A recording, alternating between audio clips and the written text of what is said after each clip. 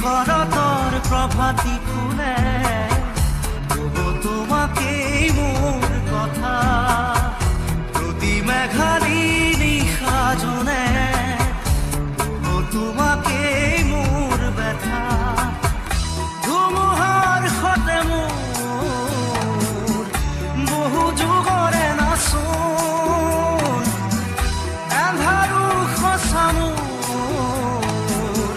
বহু দিনৰে আপোন নিজানৰ গান মোৰ শেষ হ'ব ভাবো তোমাৰ বুকুত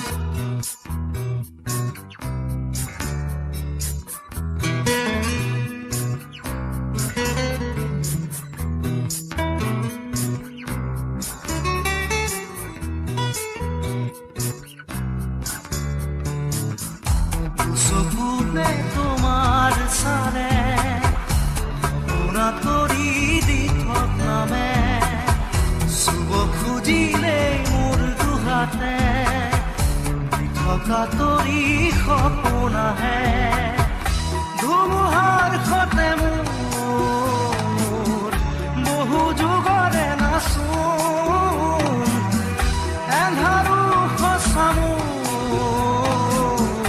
বহু দিনৰে আপোন নিজানৰ গান মোৰ শেষ হ'ব ভাবো তোমাৰ বুকুত মায়াবিনী ৰাতিৰ বুকুত দেখা পালো তোমাৰ ছবি ধৰা দিলা গোপনে আহি হিয়াৰ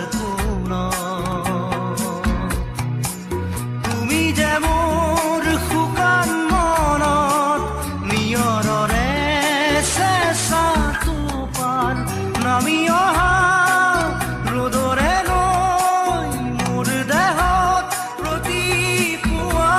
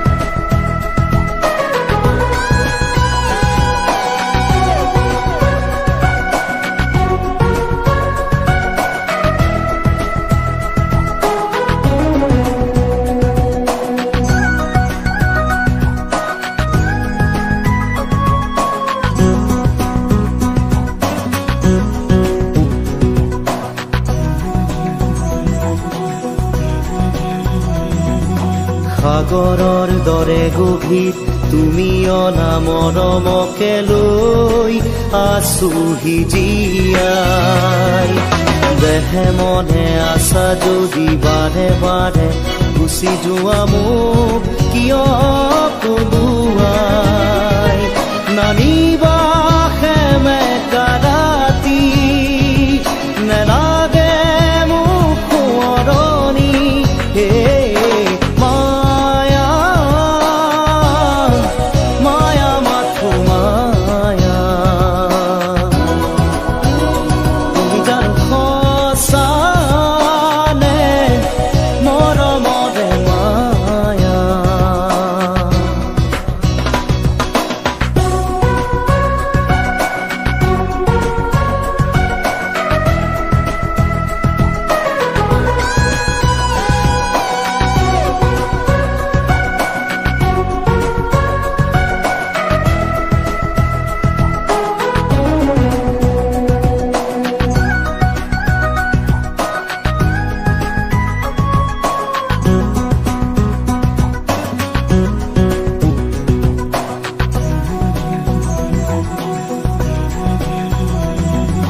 মায়াবিনী সেই ৰাতি আহিছিলো কাষলে তোমাৰ দুখ হবলে হাঁহি হাঁহি সাবতিৰা অশ্ৰু ভৰা অনুভূতিবোৰ মনত গোপনে মৰমৰ মায়াবী তৃষা দিবহি মাথো বেদনা হে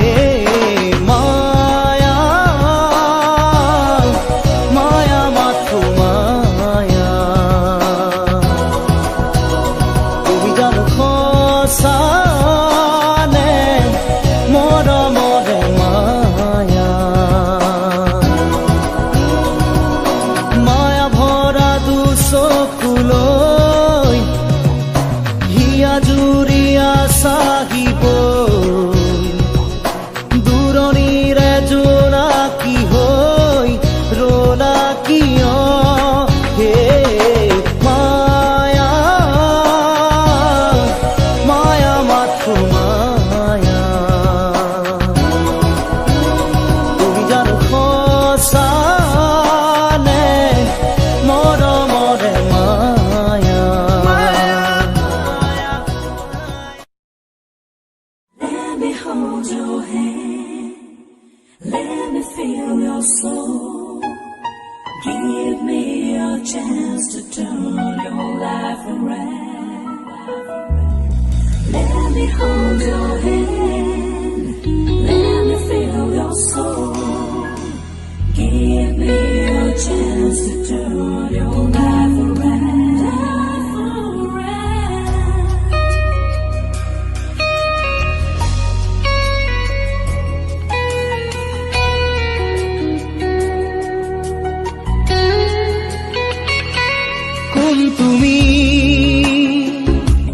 কোন তুমি মেঘালী মোৰ মন আকাশৰ বিজুলী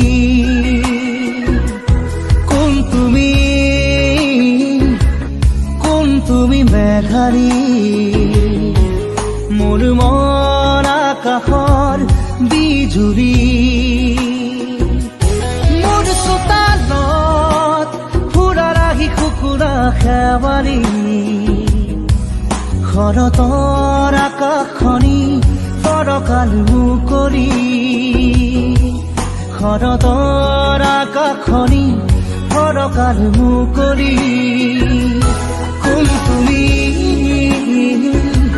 কোন তুমি মেঘালী মোৰ মন আকাশত বিজুলী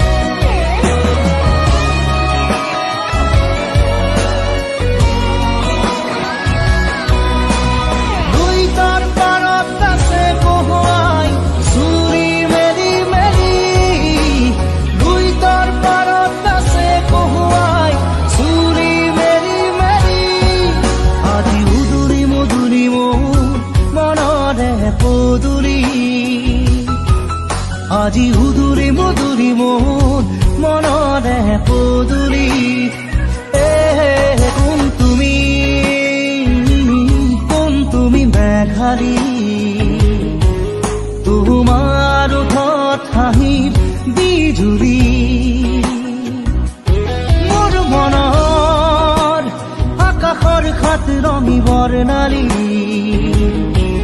শাৰদী জোনৰ পোহৰ ৰূপালী শাৰদী জোনৰ পোহৰ ৰূপালী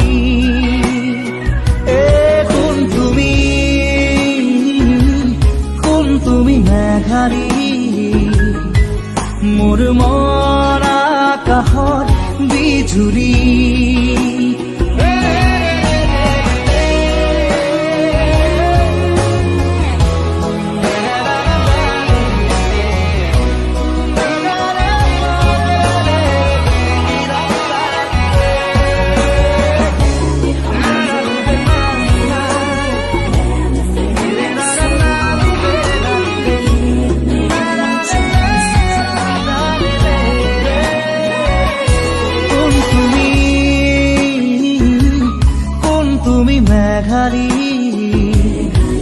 মোৰ মৰা আকাশৰ বিজুলী মোৰ চোতালত ফুলা লাগি কুকুৰা খেৱালী শৰতৰ আকাশখনি ফৰকাৰ মুকলি শৰতৰ আকাশখনি ফৰকাৰ মুকলি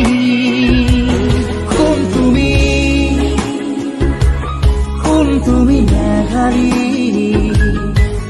মোৰ মৰা আকাশৰ বিজুলী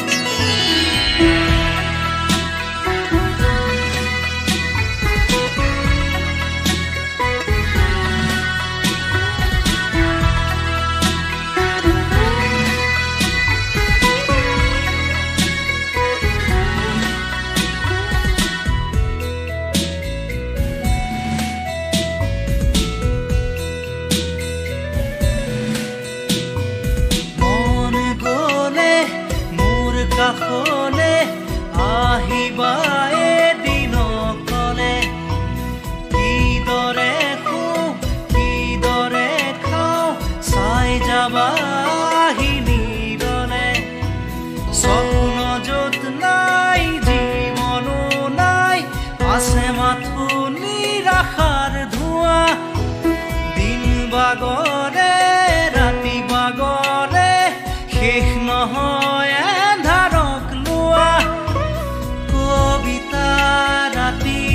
আজি মায়া হল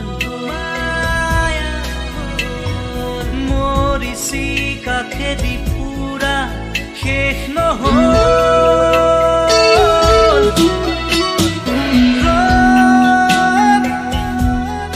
ৰ'দ আজি কেৰি পাওঁ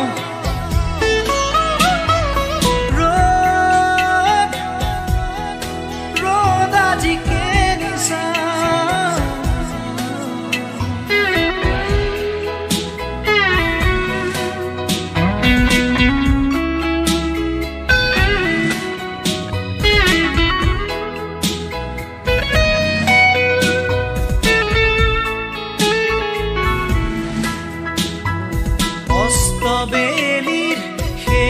পোহৰে কৈছিলে মোক কথাটি কোনো সীমা নাই কোনো শেষ নাই উৰুঙা হ'ব যে প্ৰজাতি অমানিশাৰ গান যিয়ে এবাৰ গাই সৃষ্টি গুচি তাতে হ'ব প্ৰলয় অগ্নিবীণাৰ তান উঠিবই ত্ৰস্ত হ'ব এই দিগবলয় প্ৰভাতী পক্ষীৰ আজি দেউকা নাই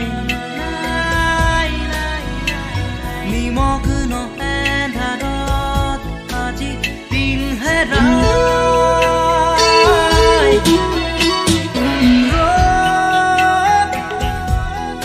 ৰ'দ আজি কেনি পাওঁ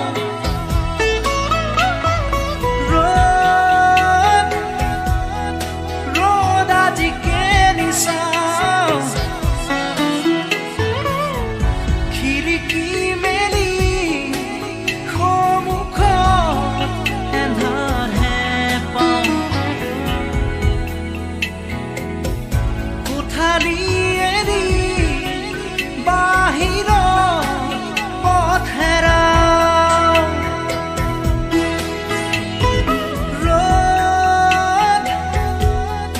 ৰ'দ আজি কেনি পাওঁ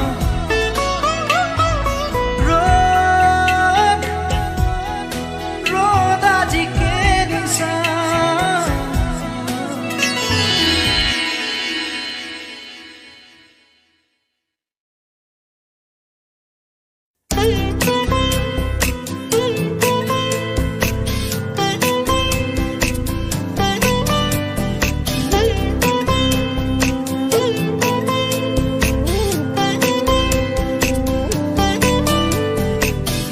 যুগে যুগে প্ৰতি খোজে তোমাতেই মই হ'ম বিলীন এন্ধাৰৰে চুকে চুকে আছো মই তোমাতে লীন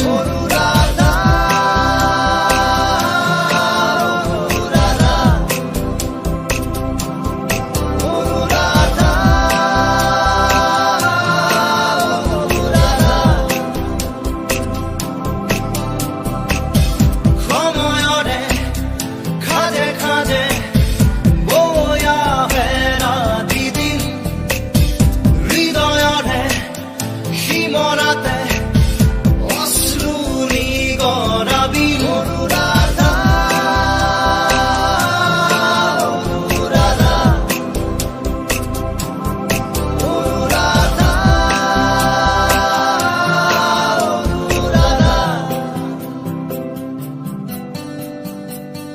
চকুৱেদি বৈ আহে নিদ্ৰাহীন কবিতা এন্ধাৰতো জ্বলি মৰে নজ্বলোৱা শলিতা সপোনৰো শেষ আছে শেষ নহয় হতাশা জ্বলি জ্বলি জ্বলে মাথো হেৰুৱালো থৰ ভাষা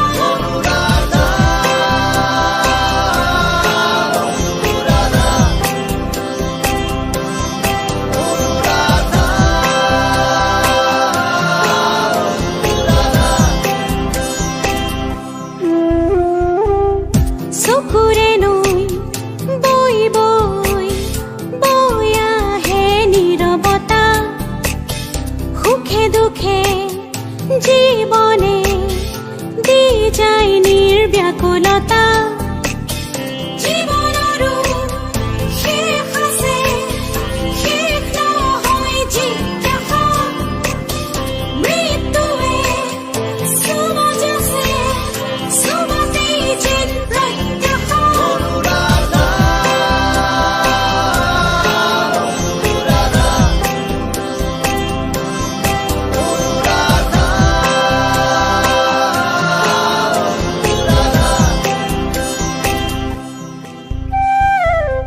কবিতাৰে কাহিনী শেষ হওঁ হওঁ অনুৰাধা কবিতাৰে কাহিনী কাহিনী শেষ নহয় অনুৰাধা কবিতাৰো শেষ আছে শেষ নহয় স্তব্ধতা শব্দবোৰ লেখি লেখি চুব খোজে মৌনতা অনুৰাধা অনুৰাধা অনুৰাধা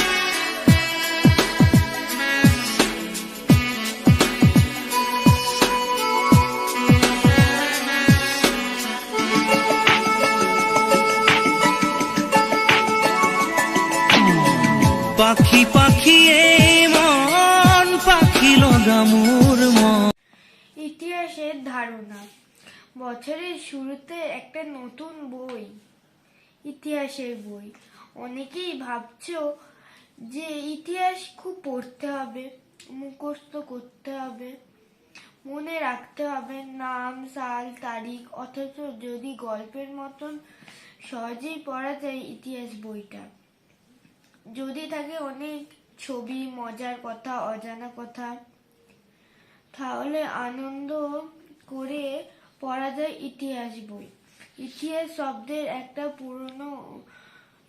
শব্দের একটা মানে পুরনো দিনের কথা আর পুরনো দিনের কথা শুনতে তোমরা নিশ্চয়ই ভালোবাসো চলো দেখা যাক গল্পের মতন মজা পাওয়া যায় কিনা ইতিহাস পড়ে স্যার এই ইতিহাসের ধারণাটা পড়েছিল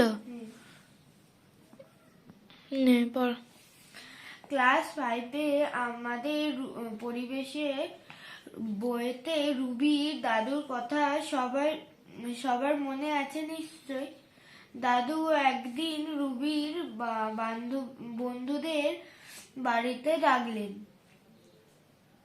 বিকেলে দল বেঁধে গেল সবাই দাদুর কাছে গল্পের মাঝখানে দাদু উঠে গিয়ে 3টে জিনিস আনলো একটা পাথরের শিলনোড়া আর একটা লোহার হামালদিস্তা আর একটা মেশিন পলাশ জানতে চাইলো মেশিনটা কি কাজে লাগে দাদু বললেন এটা দিয়ে মশলাপাতি বাটা যায় এটা বিদ্যুতে চলে একে মিক্সার মেশিন বলে রিয়া বলল এটা তো আগে কখনো দেখিনি দাদু বললেন আমাদের ছোটবেলায় এমন মেশিন দেখিনি শুধু শিলনোড়া আর হামালদিস্তাই দেখেছি তখন শুধু পাথরের হামালদিস্তাই ছিল কবে কেন কিভাবে কোথায় স্কুলে একদিন পাথর ধাতুর ব্যবহার নিয়ে কিছু কথা হচ্ছিল শামাল তখন রুবির দাদুর কথাটা দিদিমণিকে বলল শুনে দিদিমণি বোর্ডে শিল নোড়া হামালদিস্তা আর মিক্সার মেশিনের ছবি আঁকতে বললেন পিঠা আঁকলো দিদিমণি তন্ময়কে ডাকলেন জানতে চাইলেন বলতো তিনটির মধ্যে কোনটার ব্যবহার মানুষ আগে শিখেছে ওই শোনা আজকে তুই হচ্ছে যে পড়া দিয়েছিস বুলেটদার কাছে কি পড়া দিয়েছে আজকে বুলেটদা রিডিং দিয়েছে গ্রামার পেয়ে গেছি গ্রামার দিয়ে দিয়েছে কে দিয়েছে গ্রামার? আমার দিয়েছে বুলেটদের সেই বড় ভাইপোটা। ওর কাছে গ্রামার ছিল, ও তোকে দিয়ে দিয়েছে? আমি বৌদিকে বলেছিলাম যে বৌদি এরকম কামারটা হবে, এবার আমি জানি পয়সা নিবে না, আমি বলছি বৌদি পয়সা নিবে নাকি কিছু, বলছে বিদ্যা কখন বিক্রি হয়, মাথা খারাপ, তুই পড়বি, আমি কিনলাম বলে তোর কাজে লাগলো, আবার তুই পড়বি অন্যজনের কাজে লাগবে, শুধুমাত্র পয়সা নিয়ে আমি কি করবো? মাকে বলেছিস? হ্যাঁ। আমি বলছি তাহলে আজকে দাদা কি কি করিস? দাদা ধরেনি, কিন্তু অন্য একজন ধরেছে। দাদা আমি বলছি সে অনেককে পড়া দিচ্ছে বলে আমি বলছি দাদা একে পড়া দেবো, বলছে হ্যাঁ দে। আমি বলছি দাদা পড়া ধরে নে। না, কেন? এমনি অন্য কেউ দিলেই হবে বলেছে। দাদা অন্যকে ধরছে, আবার একে ধরছে। না আমি বলতে পেরেছি, বলেছে রিয়া দিদি দাদাকে, বলছে আচ্ছা। সে কোন ক্লাসে পড়ে? 7-এ। ও, আমি বলছি যে আজকে কি পড়া দিয়েছে দাদা? আগে গ্রামারে দিয়েছে, তারপর তোকে দাদা আজকে কিছু পড়া ধরে না? না, কি বলছিল? এমনি যেগুলো বোর্ডে লিখতে দিয়েছিল কোনটা কি হবে সেগুলো জিজ্ঞেস করছিল। ওরম করছিস কেন বারবার? অনেকগুলো ওইখান থেকে হাতটা সরা। আর গ্রামার দিয়েছে, আর কি দিয়েছে? গ্রামার দিয়েছে আর রিডিংটা। একবার তো ব্যাগটা আনতে পারতিস, আমি তো দেখলাম খাতায় লেখাগুলো। আরে কি করেছে না করেছে? আমার খাতা নিয়ে যাই না, ইংলিশ খাতাতে নিয়ে যেতে লিখতে হয়েছে। নিয়ে যাসনি কেন আমার খাতা? ভুলে গেছি।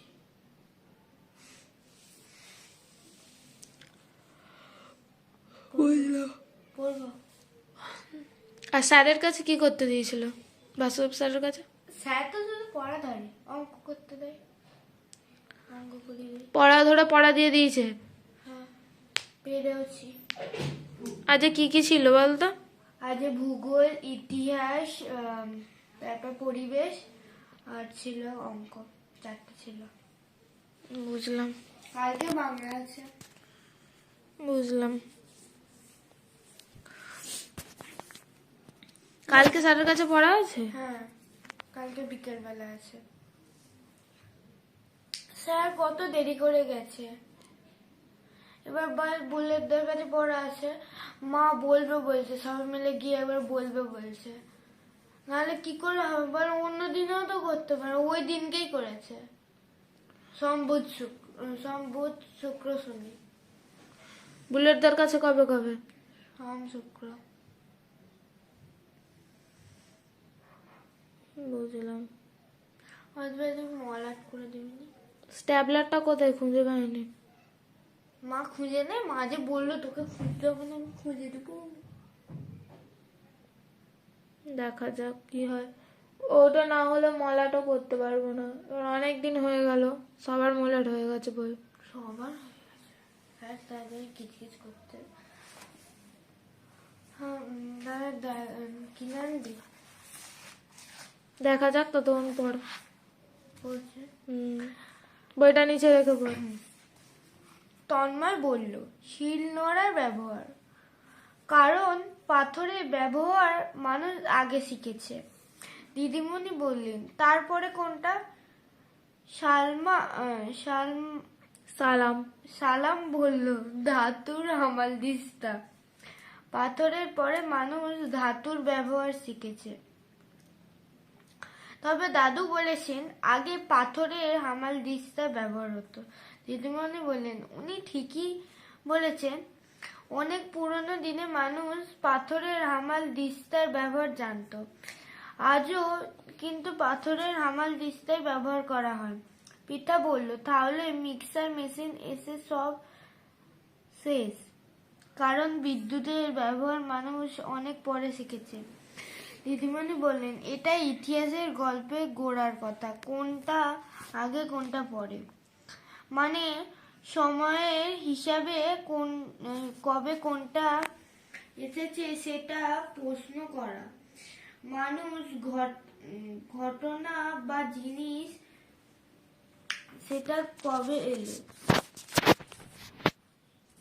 এর সঙ্গে তোমরা আরেকটা কাজ করলে, কেন এই তিনটে জিনিস আগে পরে এসেছে কারণটা বললে। আগে পরে হওয়ার কারণ মানে কেন আগে কেন আগে ও পরে সেটা জানতে হবে। ইতিহাসের গল্পে পরের ধাপ এটাই। অরুণ বলল, তারপরের ধাপ কি?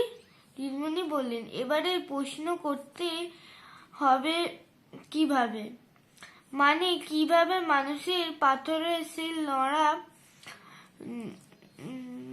নড়ার ব্যবহার শিখল,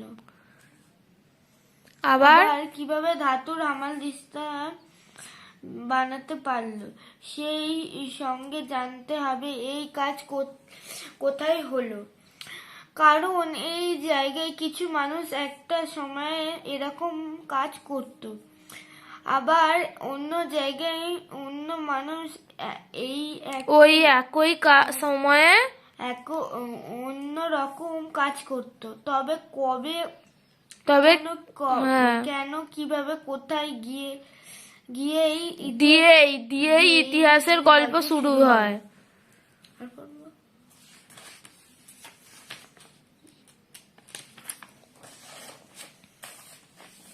এটা পড়ার পর চুলটা বেঁধে দিবি।